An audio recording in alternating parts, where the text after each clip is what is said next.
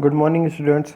बच्चों, लास्ट की वीडियो तक हमने बात कर ली थी, यूरेथ्रा तक हमने बात कर ली थी, जो कि क्या एक्सटर्नल स्ट्रक्चर थी, जो कि एक्सटर्नल स्ट्रक्चर थी किसकी? ह्यूमन एक्सक्रीटरी सिस्टम की, जिसमें हमने बात की थी इस प्रकार से क्या पाई जाएंगी, एक पेयर किडनियों का पाया जाएगा, जिसपे जो किडनियों से जो यूरिन को यूरिनरी ब्लैडर के अंदर लेके जाती है, ऐसी ट्यूब लाइक स्ट्रक्चर को हमने यूरेटर बोला था। फिर बात की जाती है यूरिनरी ब्लैडर की। यूरिनरी ब्लैडर एक ऐसी स्ट्रक्चर थी जो कि यूरिन को स्टोर करने का काम करती है, ठीक है ना। फिर यूरेथ्रा था जो उसको बॉडी से बाहर रिलीज करने का काम करता है। तो इस प्रकार से हमने देखा था। आज हम बात करने वाले जो किडनी हमने बनाई है इसकी इंटरनल स्ट्रक्चर की।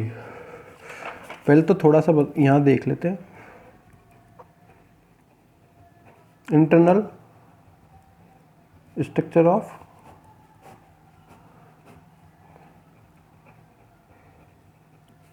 किडनी, ठीक है ना। इंटरनल स्ट्रक्चर ऑफ किडनी, इसमें मैं सिर्फ यहाँ दो नाम लिख रहा हूँ। इसमें मैं यहाँ सिर्फ और सिर्फ दो नाम लिख रहा हूँ। एक नाम होता है मेडुला, दूसरा नाम होता है कॉर्टेक्स।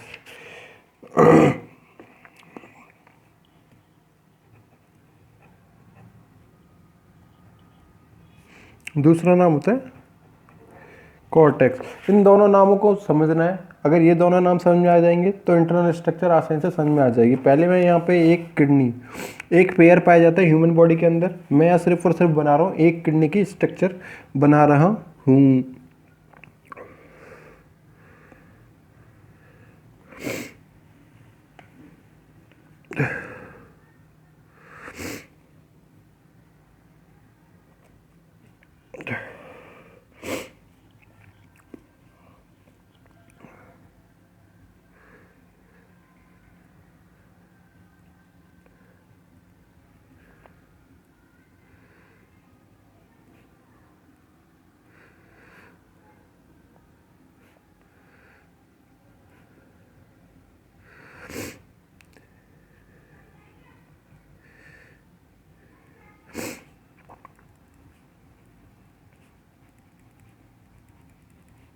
इससे ज़्यादा सिंपल डायग्राम आपको नहीं मिल सकता है कहीं पर भी, जितना मैं बनाने की कोशिश करूँगा इसके इंटरनल स्ट्रक्चर में। ओके,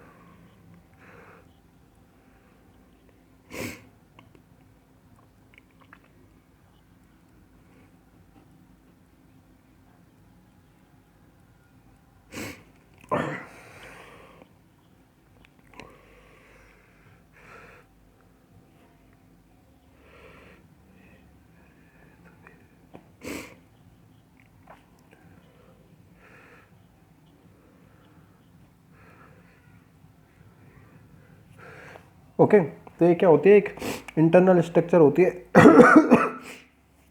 इस प्रकार से। ये इसका क्या आउटर सरफेस है। ये क्या है, इसकी आउटर सरफेस होती है।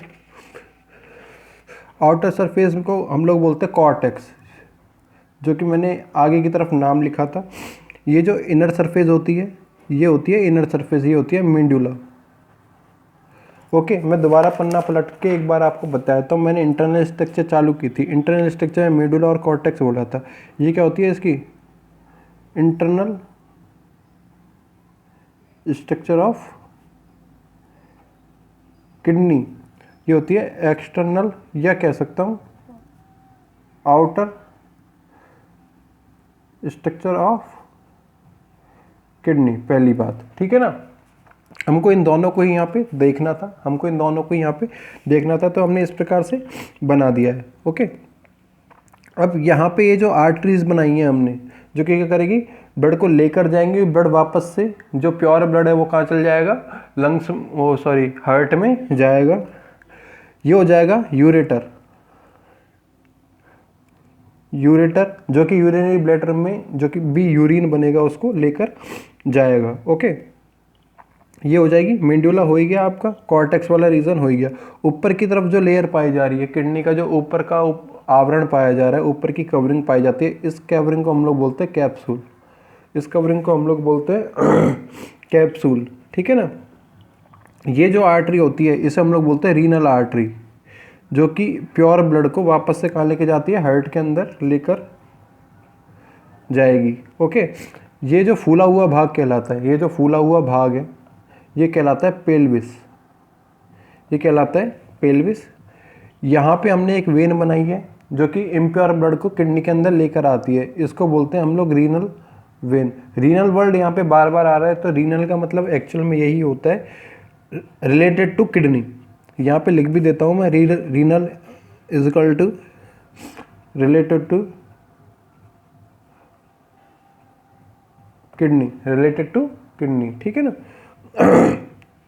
तो एक सीधी सिंपल सी क्या हो गई है, यहाँ पे स्ट्रक्चर हो गई है। यहाँ पे एक सीधी सिंपल सी यहाँ पे हमने कोशिश की है स्ट्रक्चर को बनाने की।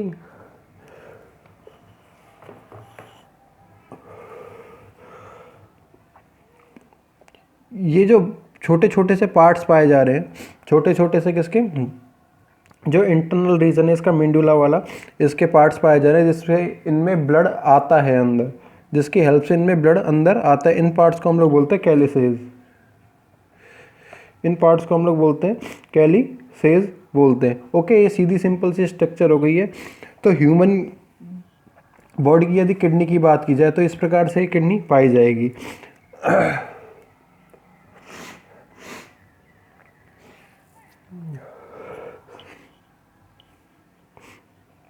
प्रत्येक किडनी क्या होगी, कवर होगी किससे, छोटे छोटे कनेक्टिव टिश्यूओं से, छोटे छोटे टिश्यूओं से, मतलब कोशिश छोटी छोटी सेल से मिलकर ये क्या होगी, कवर्ड पाई जाएगी। इस पार्ट को हम लोग बोलते हैं रीनल कैप्सूल, जो कि मैंने ऊपर की तरफ बनाया ये वाला पार्ट। ये यहाँ पे जो कवरिंग बनाई है हमने, इसको लिख भी देता हूँ मैं। Each kidney is covered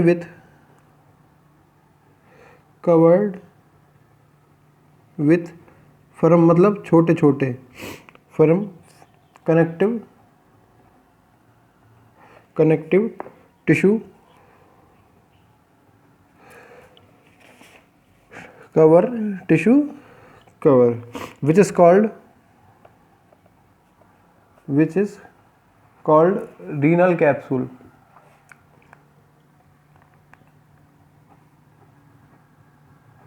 which is called renal capsule, ठीक है ना। अब इसका इंटरनल और आउटर पार्ट हमने देख लिया है। इंटरनल पार्ट को हमने मेडुला बोल दिया, आउटर पार्ट जो था इसको हमने कॉर्टेक्स बोल दिया। फर्स्ट हम ले रहे हैं कॉर्टेक्स,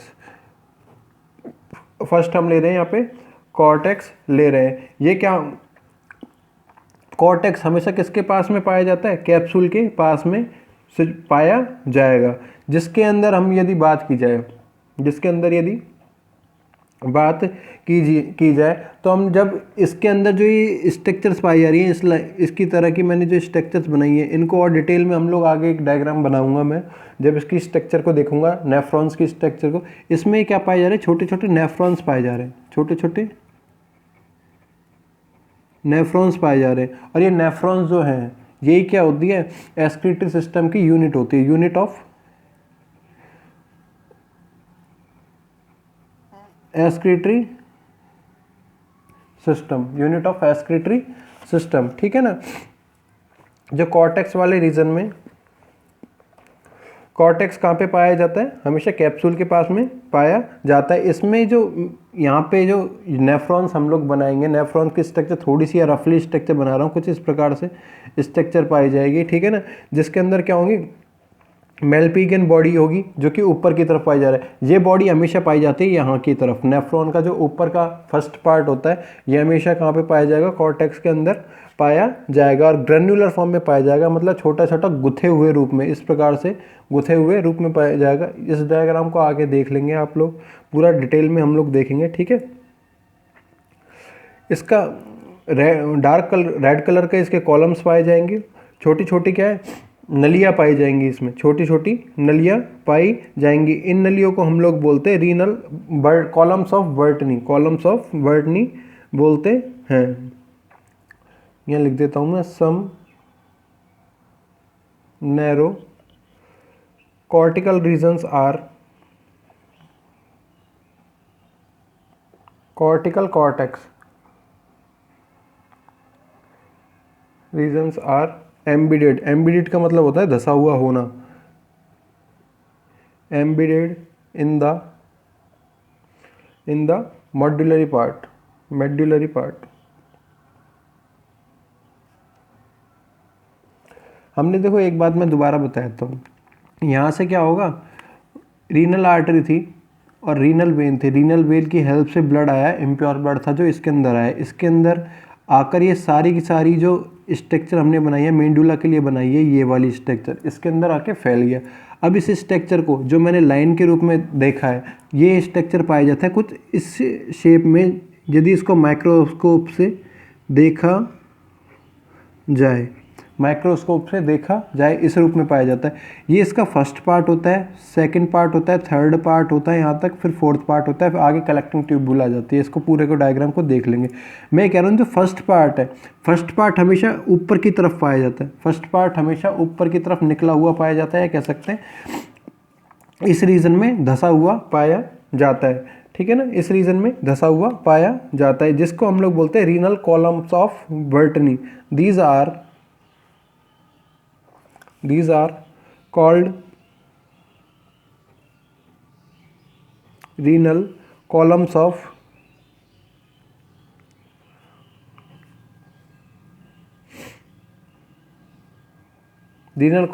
बर्टनी। बर्टनी के रीनल कॉलम्स बोलते हैं, ठीक है ना।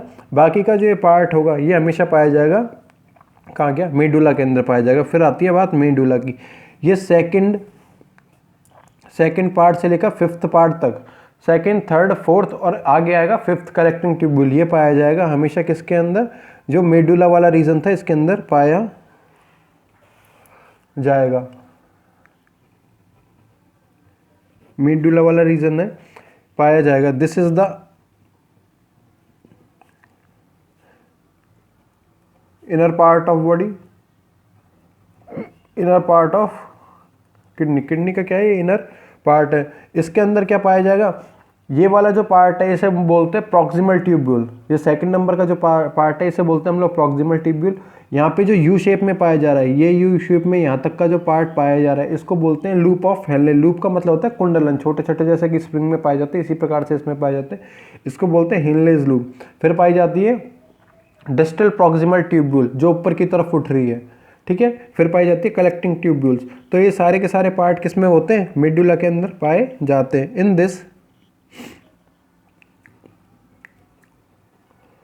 दिस हेनलेज लूप,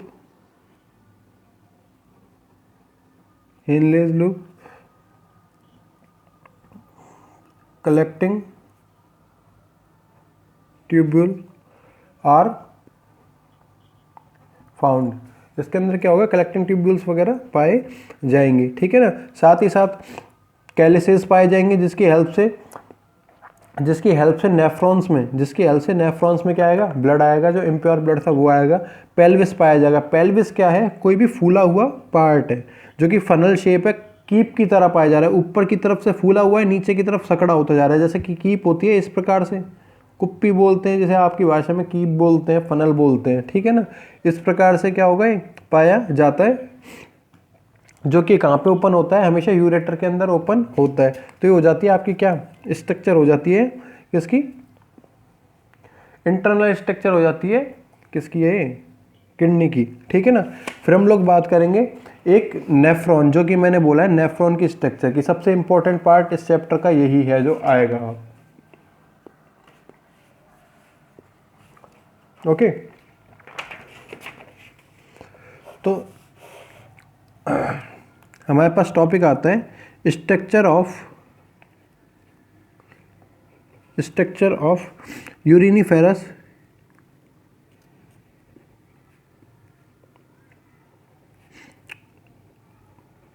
ट्यूब्यूल्स, या कह सकते हैं ऑब्लिक लगा के नेफ्रॉन्स,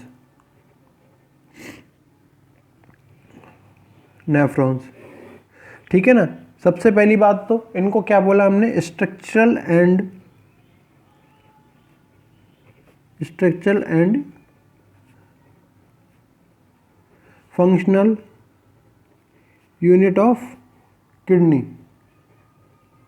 पहली ये बात याद रखना, बिना नेफ्रॉन के ना तो किडनी का फॉर्मेशन हो सकता, और किडनी के अंदर जो भी चीज़ फॉर्म करनी है, जो सबसे छोटी चीज़ है फंक्शन करने वाली, वो क्या है? नेफ्रॉन है, जो कि क्या है?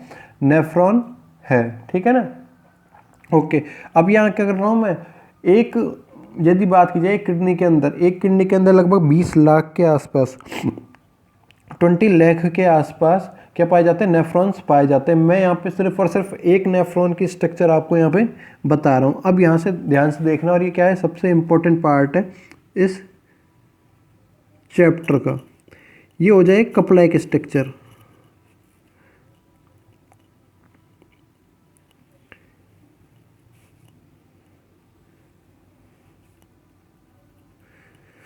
ये क्या हो जाए? Cup like structure.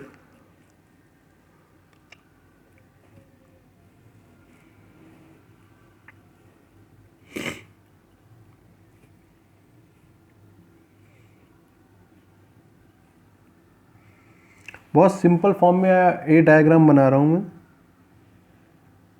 मैं आपको समझाने के लिए, और एक बार ये डायग्राम से ये आपको क्या हो जाएगा? समझ में आ जाएगा।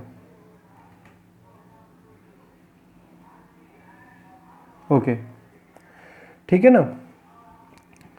एक पार्ट आपको ये दिख रहा है यहाँ तक, सी आकार में, सी शेप में। एक पार्ट ये दिख रहा है आपको, एक पार्ट यहाँ से लेकर यहाँ तक का दिख रहा है। देखो, ये वाला पार्ट है हमेशा उतरता हुआ है, उतरने के बाद में यहाँ तक मैंने ब्रेक लगा दिया है इस पर, जो कि मैंने यहाँ तक शो किया। उसके बाद में डिसेंडिंग फॉर्म में, मतलब उतरते हुए क्रम में, फिर उसके बाद में चढ़ते हुए यू शेप में क्या पाई जा रही है? एक ट्यूब पाई जा रही है। यहाँ तक की बात कर रहा हूँ मैं, और थोड़ा सा बढ़ा देता हूँ, यहाँ तक की बात कर देता हूँ, सिर्फ इतना। फिर उसके बाद में एक ट्यूब जा रही है, ट्यूब से फिर एक ट्यूब यहाँ पे आ गई। ठीक है ना? ये स्ट्रक्चर बनाई है, सीधी सिंपल सी डायग्राम इसका हमने। ओके, ये हो गया स्ट्रक्चर। अब क्या किया हमने? यहाँ से इम्प्योर जो ब्लड था इसके अंदर आया, जो वेन्स थी वो इसके अंदर आई,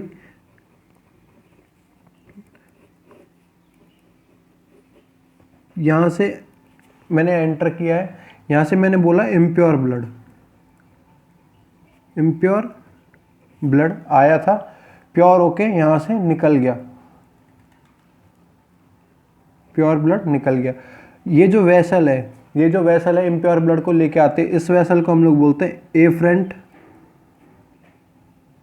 वेसल। ओके, क्या बोलते हैं? Afferent vessel. और जो प्योर ब्लड को लेकर जाती है उस वेसल को हम लोग बोलते हैं इफरेंट वेसल। पहले ब्लड आएगा, इम्प्योर ब्लड आएगा, फिर प्योर ब्लड जाएगा।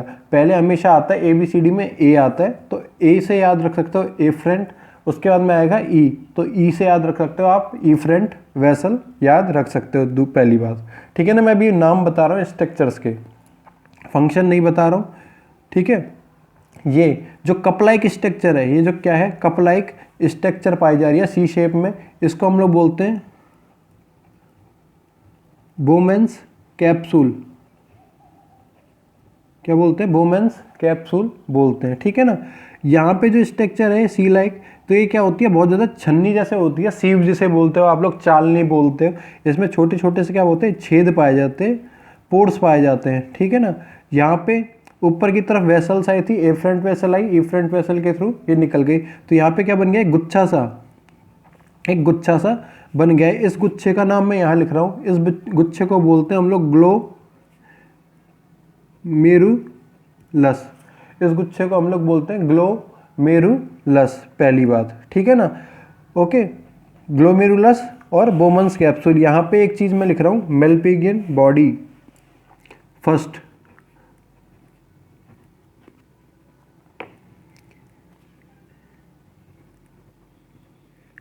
Malpighian body. मेलपिगियन बॉडी की यदि जब भी बात की जाएगी तो मेलपिगियन बॉडी हमेशा दो चीज़ों से मिलकर बनी होती है। फर्स्ट तो होता है वो Bowman's capsule, Bowman's capsule plus glomerulus. ठीक है ना, यहां तक के जो पार्ट था उसका नाम हो चुका है। फिर बात की जाए इस वाले ट्यूब्यूल की, ये जो यहां से लेकर और यहां तक का जो पार्ट है, इसकी यदि बात की जाए तो इसको बोलते हैं हम लोग प्रॉक्सिमल ट्यूब्यूल।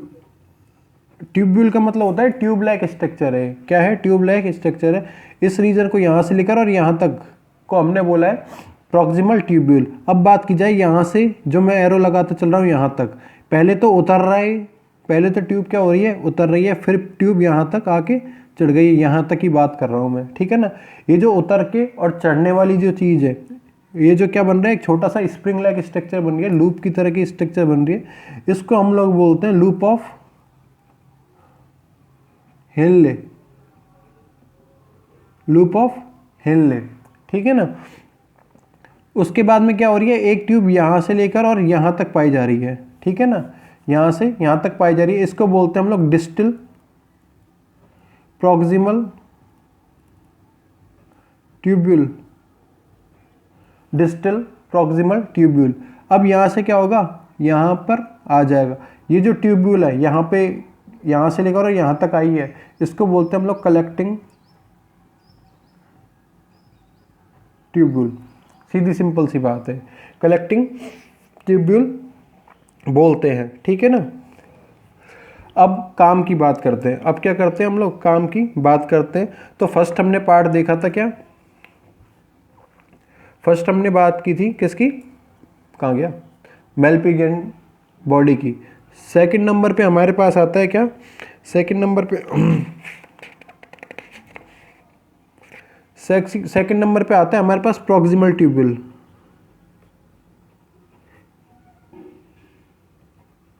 सेकंड नंबर पे आता है हमारे पास प्रॉक्सिमल ट्यूब्यूल, ठीक है ना। थर्ड नंबर पे आता है हमारे पास लूप ऑफ हेनले या हेनलेज लूप। थर्ड नंबर पे क्या है? Henle loop. फोर्थ नंबर की यदि बात की जाए तो फिर बात आई है हमने distal proximal tubule, distal proximal tubule. फिर फिफ्थ नंबर में बात की है हमने कलेक्टिंग ट्यूब्यूल की। फिफ्थ नंबर पे हमने बात की है किसकी? कलेक्टिंग ट्यूब्यूल की हमने बात की है। डायग्राम है, इससे सिंपल डायग्राम नहीं हो सकता कोई भी। हमने बात की इम्प्योर ब्लड था जिसमें क्या थी? यूरिया पाया जाता है। ह्यूमन बॉडी की हम लोग बात करते हैं, ब्लड के अंदर क्या होगा? यूरिया पाया जाएगा। ब्लड इसमें आएगा, यहाँ पे गुच्छा से बनाएगा, इस गुच्छे को हमने बोल दिया ग्लोमेरुलस बोल दिया, ठीक है ना। ये सी शेप की, ये कप लाइक स्ट्रक्चर में आ रहे हैं, इसको बोलते हैं हम लोग बोमन्स कैप्सूल। ये जो गुच्छा होता है नीचे की तरफ क्या पाई जाती है? इसमें छलनी लाइक स्ट्रक्चर, सीव लाइक स्ट्रक्चर पाई जाती है, जिससे क्या होता है? यूरिया जो होता है, जो यूरिया होता है जिसका मॉलिक्यूलर वेट क्या होगा?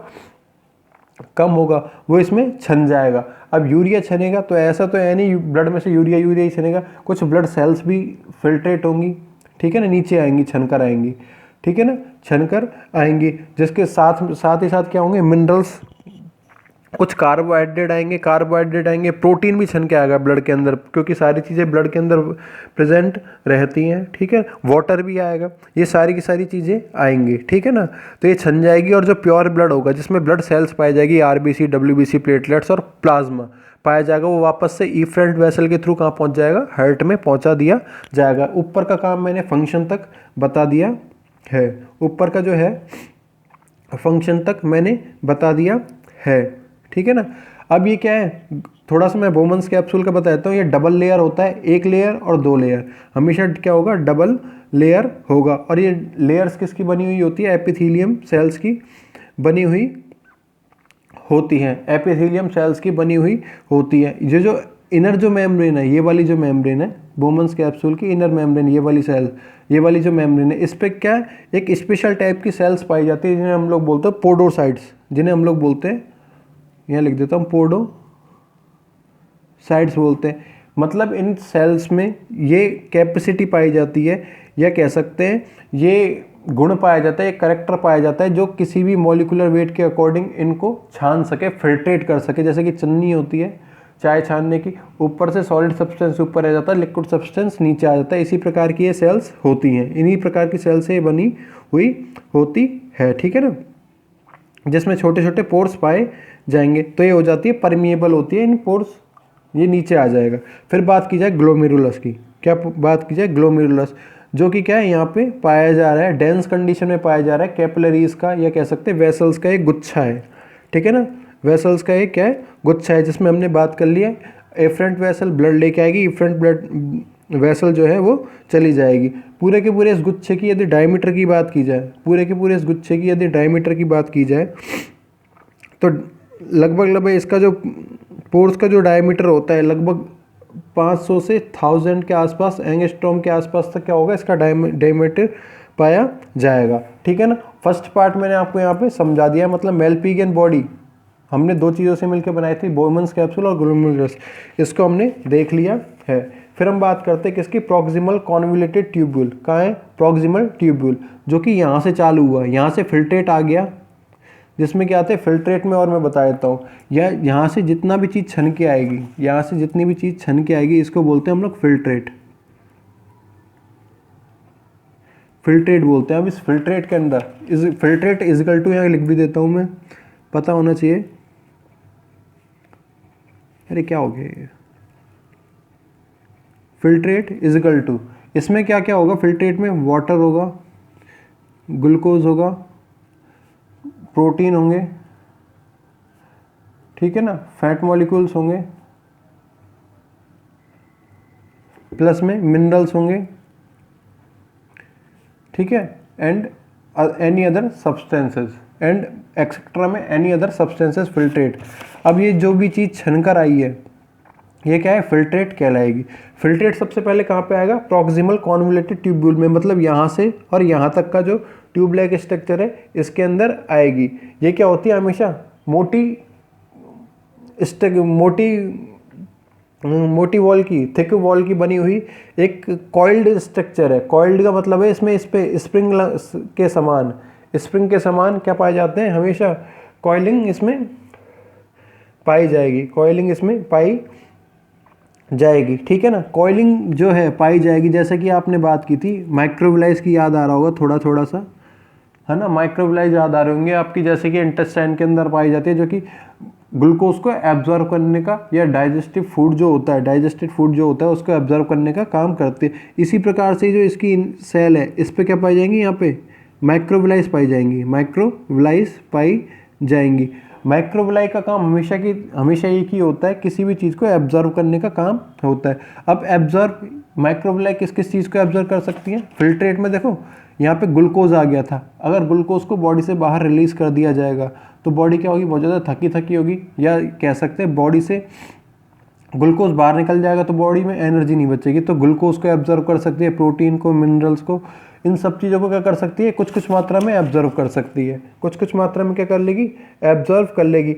इसको बहुत ज़्यादा मात्रा में क्या करती है, एब्जॉर्बेशन इसमें होता है, इसीलिए यहाँ पे क्या पाए जाएंगे, बहुत ज़्यादा की संख्या में माइटोकॉन्ड्रिया पाए जाते हैं। माइटोकॉन्ड्रिया को आपको पता ही है क्या होता है, पावर हाउस बोलते हैं। पावर हाउस, इसको बहुत ज़्यादा एनर्जी चाहिए, क्योंकि इसको बहुत ज़्यादा एनर्जी चाहिए सारे के सारे एब्जॉर्बेशन करने में, ठीक है ना।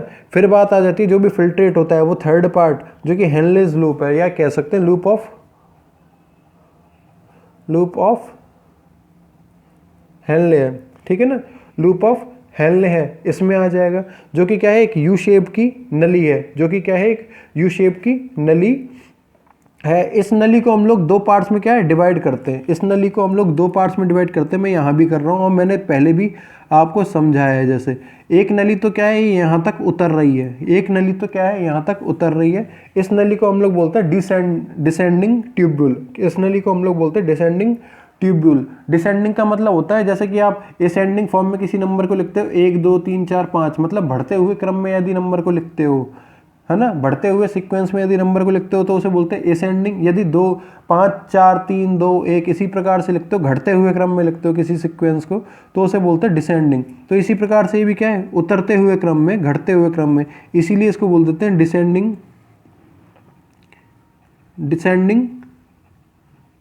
ट्यूब्यूल, इसीलिए इसको बोल देते हैं डिसेंडिंग ट्यूब्यूल यहाँ तक। फिर क्या है, ये वापस से चढ़ने लग जाती है। डिसेंडिंग के बाद में आ जाएगा असेंडिंग, असेंडिंग ट्यूब्यूल। ये क्या आ जाएगा, असेंडिंग ट्यूब्यूल हो जाएगा, ठीक है ना, असेंडिंग ट्यूब्यूल हो जाएगा।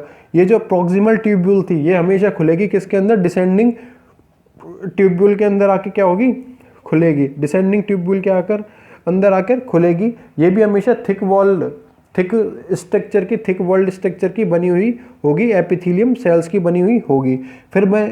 फिर यहाँ से ऊपर की तरफ चढ़ते हैं तो आ जाती है डिस्टल प्रॉक्सिमल ट्यूब्यूल, या डिस्टल प्रॉक्सिमल कॉन्वोल्यूटेड ट्यूब्यूल भी बोल सकते थे इसे, डिस्टल प्रॉक्सिमल कॉन्वोल्यूटेड ट्यूब्यूल या डिस्टल ट्यूब्यूल। ये हमेशा क्या होती है, चढ़ते हुए होती है।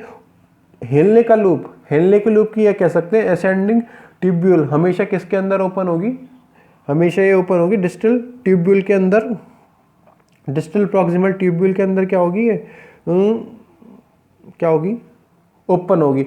डिस्टल प्रॉक्सिमल ट्यूब्यूल के अंदर किया जाता है वाटर एब्जॉर्प्शन, वाटर एब्जॉर्प्शन। मैं वर्क पूरा दोबारा बताऊंगा, मैं सिर्फ और सिर्फ स्ट्रक्चर बता रहा हूँ। यहाँ पे हमारी नाम भी यही था, टॉपिक है स्ट्रक्चर ऑफ यूनिफेरस ट्यूब्यूल्स या नेफ्रॉन। एक नेफ्रॉन, इस प्रकार से एक बॉडी के अंदर, एक किडनी के अंदर लगभग 20 लाख के आसपास नेफ्रॉन्स पाए जाएंगे। डिस्टल प्रॉक्सिमल ट्यूब्यूल जो हिलने का लूप था, डिस्टल प्रॉक्सिमल ट्यूब्यूल में खुलेगा, इसमें से वाटर का एब्जॉर्प्शन हो जाएगा। फिर जितना भी सेल्स बचेंगी, जितना भी फिल्ट्रेट बचेगा, वो यहाँ से इनसे होता हुआ कहाँ पे आ जाएगा, कलेक्टिंग ट्यूब्यूल में आ जाएगा। और यही क्या कहलाएगा, आपका यूरिया कहलाएगा। इसके साथ में कुछ मात्रा में क्या पाया जाता है, वाटर पाया जाता है। साथ ही साथ कुछ मेडिसिन जो होती है वो भी रिलीज कर दी जाती है, कुछ डेड सेल्स होती हैं। ये पूरा का पूरा वर्क मैं दोबारा बता दूंगा, ठीक है ना। कलेक्टिंग ट्यूब्यूल था, कलेक्टिंग ट्यूब्यूल का फॉर्मेशन कैसे हुआ है, इसमें डिस्टल कॉन्वोल्यूटेड प्रॉक्सिमल ट्यूब्यूल आकर ओपन हुई है, आकर किसमें, कलेक्टिंग ट्यूब्यूल के अंदर आकर ओपन हुई है। और छोटी छोटी बहुत सारी क्या है, थिक ट्यूब्यूल्स मिलकर किसको बनाती है, कलेक्टिंग ट्यूब्यूल। जैसे कि ये एक पाई जा रही, दो पाई जा रही और ऊपर पाई जाएंगी, इस प्रकार से कलेक्टिंग ट्यूब्यूल्स का फॉर्मेशन कर लेंगी, कलेक्टिंग ट्यूब्यूल्स का फॉर्मेशन कर लेगी। और ये जो कलेक्टिंग ट्यूब्यूल था, हमने एक डायग्राम बनाया था अभी थोड़ी देर पहले, आज की वीडियो में ही हमने एक डायग्राम बनाया था पेल्विस का। पेल्विस हमने ये बोला था, ये वाला जो रीजन है, ये जो कोनिकल रीजन हमने बोला था, कलेक्टिंग ट्यूब्यूल यहाँ पे कहाँ गया, ये रहा, ठीक है ना। कलेक्टिंग ट्यूब्यूल कहाँ पे आके ओपन हो जाएगा, पेल्विस के अंदर आकर ओपन हो जाएगा, पेल्विस के अंदर आकर ओपन हो जाएगा। पेल्विस से कीप लाइक स्ट्रक्चर है, तो हमेशा यूरिन नीचे की तरफ आएगा, यूरिन नीचे की तरफ आएगा मतलब यूरेटर में आएगा, यूरेटर से कहाँ चल जाएगा, यूरिनरी ब्लैडर के अंदर चला जाएगा, यूरिनरी ब्लैडर के अंदर चला जाएगा। तो ये हो जाता है आपका क्या, स्ट्रक्चर ऑफ नेफ्रॉन। नेफ्रॉन को ही हम लोग बोलते हैं क्या, कि ये क्या है, फंक्शनल और स्ट्रक्चरल यूनिट है किसकी, किडनी की या एक्सक्रीटरी सिस्टम की, या किडनी की या एक्सक्रीटरी सिस्टम की। ये हो जाता है आपका क्या, स्ट्रक्चर ऑफ यूनिफेरस ट्यूब्यूल। इसको हमने पांच पार्ट में डिवाइड किया। फर्स्ट था मेल्पिगियन बॉडी, जो कि दो चीज़ से मिलकर बनी है, बोमन्स कैप्सूल जो कि कपड़ा की स्ट्रक्चर थी, सेकंड था ग्लोमेरुलस जो कि क्या है, एक डेंस कंडीशन पाई जा रही थी किसकी, वेसल्स की। सेकंड था प्रॉक्सिमल ट्यूब्यूल, प्रॉक्सिमल ट्यूब्यूल जो कि यहाँ पे फिल्ट्रेट के रूप में पाई जाए, इसमें विलाइस पाई जाएंगी। क्योंकि वर्क है, वर्क पे अपन ने ज़्यादा लोड भी नहीं दिया है, अभी फिलहाल ध्यान भी नहीं दिया। वर्क को मैं आगे की जो नेक्स्ट वीडियो आएगी, कल की वीडियो आएगी, उसमें मैकेनिज्म में पूरा का पूरा हम लोग देखेंगे, वर्क ही देखेंगे, उसमें स्ट्रक्चर नहीं देखेंगे, ठीक है ना। तो प्रॉक्सिमल ट्यूब्यूल जो उतरती हुई पाई जाए, इसमें साथ ही साथ विलाइस पाए जाएंगे। फिर हिलने का लूप है, हिलने के लूप को हमने दो में बांट दिया। पहला उतरता हुआ डिसेंडिंग ट्यूब्यूल, चढ़ता हुआ असेंडिंग ट्यूब्यूल, ठीक है ना। फिर डिस्टल प्रॉक्सिमल कॉन्वोल्यूटेड ट्यूब्यूल वाला पार्ट था जो कि ऊपर की तरफ, हिलने के लूप के ऊपर की तरफ पाया जाएगा। इसमें से छोटी छोटी क्या निकलेंगी, ट्यूब्स निकलेंगी जो कि कलेक्टिंग ट्यूब्यूल का फॉर्मेशन कर लेगी। ये कलेक्टिंग ट्यूब्यूल कहाँ पे आके खुलेगी, पेल्विस के अंदर आकर खुलेगी। पेल्विस से जो भी यूरिन था और जो भी एक्सक्रीटरी सब्सटेंस है, या कह सकते हैं वेस्ट सब्सटेंस थे, वेस्ट सब्सटेंस से ये कहाँ जाएंगे, पेल्विस के अंदर आ जाएंगे। पेल्विस से क्या हो गए, कहाँ पे आ जाएंगे, यूरेटर में आ जाएंगे, यूरेटर से यूरिनरी ब्लैडर में आके स्टोर कर लिए जाएंगे, ठीक है ना। अब हमने बात की थी यहाँ पे थोड़ा सा फिल्ट्रेट की। फिल्ट्रेट में हमने बात की वाटर भी है, ग्लूकोज, सारी की सारी चीज़ें, तो इनको बॉडी से बाहर तो निकाल नहीं सकते हैं हम, आपको ये पता है ये बात। हमको निकालना था कि क्या चीज़, सिर्फ और सिर्फ यूरिया को बॉडी से बाहर निकालना था। लेकिन यूरिया को बाहर निकालने के लिए क्या चाहिए, कुछ मात्रा में हमको, कुछ सम क्वांटिटी में क्या चाहिए, वाटर भी चाहिए। तो वाटर थोड़ा सा हम निकाल सकते हैं, लेकिन ग्लूकोज, प्रोटीन, फैट्स, इन सब चीज़ों को क्या कर लेंगे हम लोग, वापस से एब्जॉर्ब कर लेंगे।